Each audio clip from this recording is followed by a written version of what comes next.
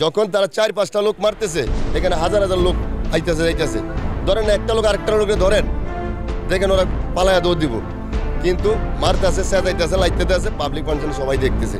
আজকে আমরা তাকে নিয়ে মিছিল মিটিং করতেছি, প্রতি উত্তর করতেছি। যদি দূরে গুলি করতো তা মনে মানা যায়, কিন্তু আমি যখন দেখলাম এদিক দিয়ে সব সেজালাইছে, ইট দিয়া এভাবে ইট দিয়া মানুষরা এইভাবে মারে না। পরে আমি সিসি ফুটে যখন ভিডিওগুলো দেখলাম, নিজের চোখের পানি আমি ধরে রাখতে পারি না।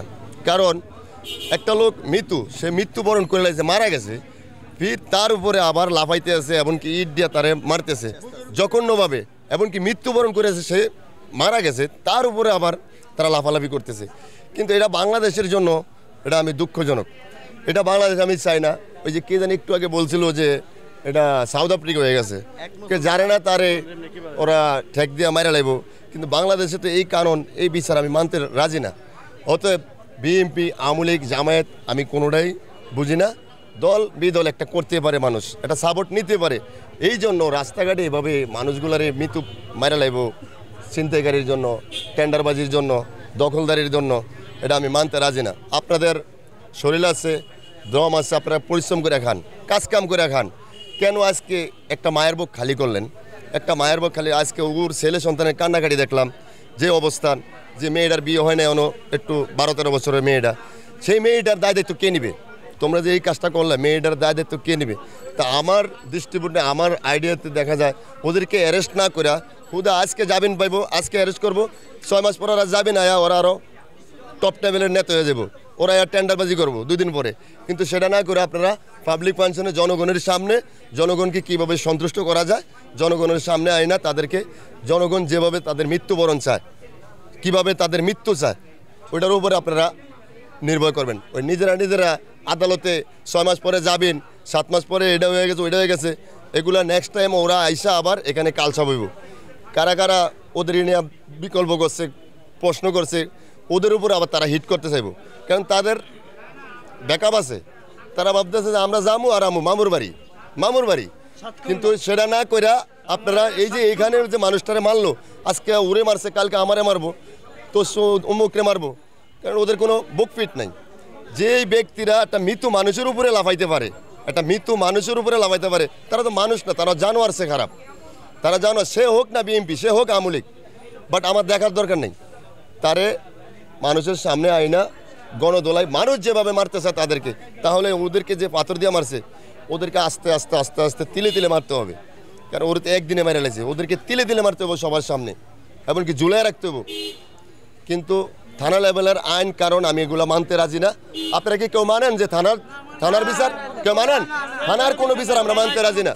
যে কোর্টে আজকে জামিন পাইবো, 6 মাস পরে আবার বাড়িতে সারা ভাই যাবো, এটা আমরা মানতে রাজি না।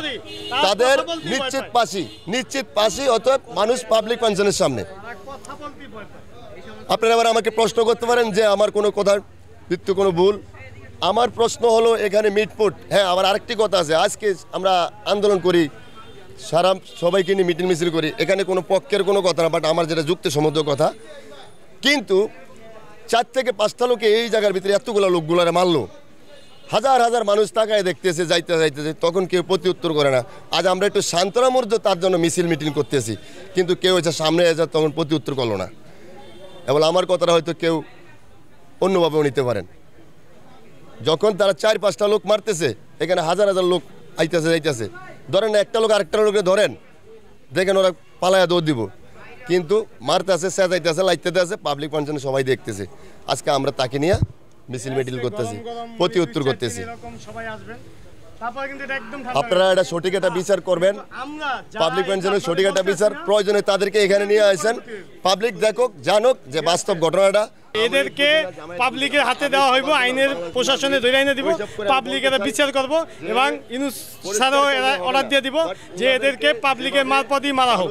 ঠিক আছে, মারলে মনে করেন এই জনগণ যারা খারাপ মানুষ এরা সাহস পাইব না। এইভাবে কি মানুষকে মারতে পারে নাকি? শুধু এইটা না, 5ই আগস্টের পর থেকে এই পর্যন্ত কমসে কম 1 থেকে 150 মানুষ মারা হয়েছে এভাবে।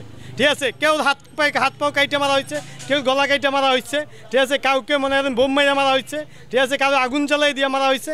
কেন? এটা কি মানুষের মধ্যে কি মানুষের কোনো মায়া দয়া নাই? এরা কি মানুষ হইতে পারে? একটা বাড়ির ভিতরে আগুন জ্বালাইয়া মাইরা ফেলাইছে, ঠিক আছে, এটা কি কোনো মানুষের সম্ভব? আপনারা কি বলেন?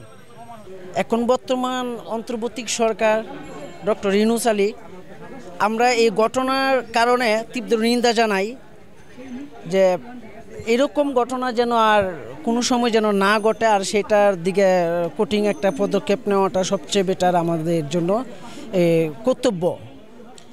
এবং এটা যারা যারা করেছে আমি যেটা ভালো মনে করি, এটা সে রাজনৈতিক দলের লোকজন হোক কি বিরোধী দলের লোকজন হোক, এলা সাধারণ সেনা পেশিজীবী মানুষ হোক।